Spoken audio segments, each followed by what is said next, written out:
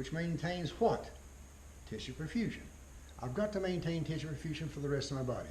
And the way that I do that is to decrease the capacitance, decrease the size of the lumen, have constriction of the and there's not many smooth muscles in a vein, I know that, but I will get some constriction in the vein, decrease the volume of blood that the vein will hold right there, decrease the capacitance, which will maintain cardiac output, okay?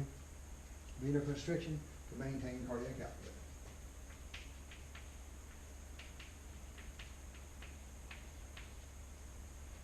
Which is heart rate times stroke volume. You'll get that damn thing in there. Okay. First three branches off the aortic arch, we've already talked about that. Two sources of blood to the circle of Willis. Now the circle of Willis is a blood supply to the vein, to the brain itself, okay? The circle of Willis is a blood supply to the brain itself. Now I'm going to turn all the way over here toward the back. Well, figure 21-24, arteries to the brain itself. The cerebral arterial circle, figure 21-24, is a circle of Willis. It is a blood supply to the brain itself. We have a circle at the base of our cerebrum right here. Blood goes in, it can go in from either direction right there, and then it branches off from that to the various parts of the cerebrum, to the various lobes of the cerebrum itself right here.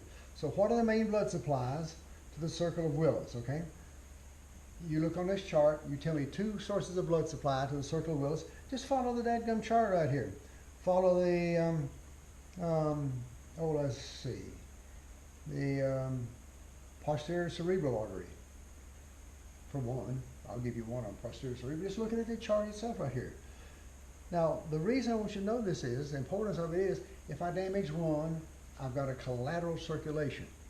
Collateral circulation. We touched on that the other day. More than one blood supply to a target is collateral circulation. So we got more than one blood supply to the circle of Willis, the cerebral arterial circle right there. It's interesting that we have a circle right there, and branches off the circle will supply the blood to the various lobes of the cerebrum itself. Portal system itself. All right. Let's talk about a portal system. You know one.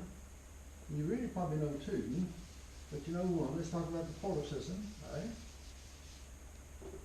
The portal system is portal system.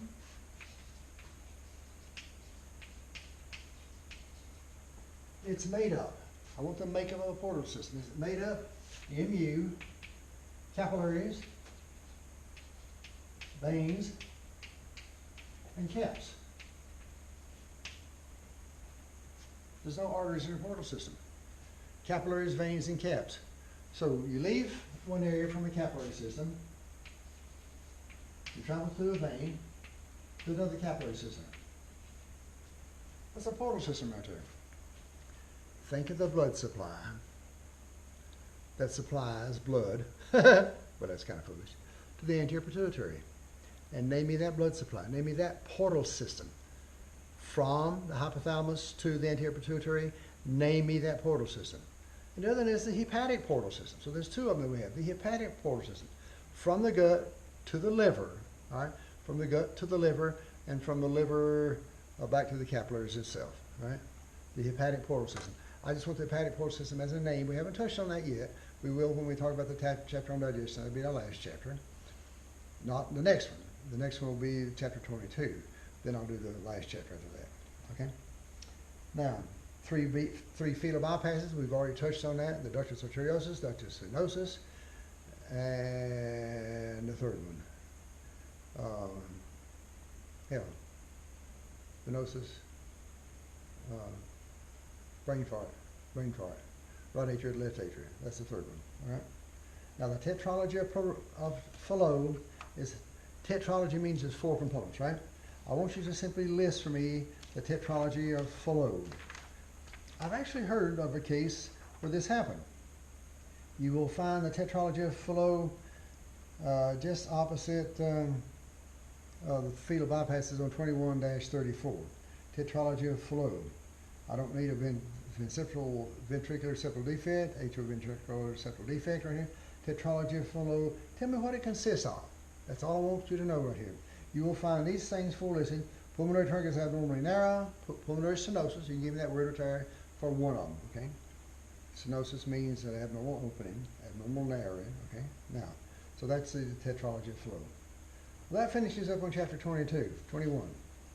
We'll do 22 next, then we'll do the chapter on digestion, 24, 26, somewhere in there. That'll finish us up, okay? Remember, I need the interactive physiology, the lab, on the endocrine system, because you've had that. I will post one on the cardiovascular system. That'll be the last one. All right? Take care. I miss y'all. No exceptions. Bye-bye.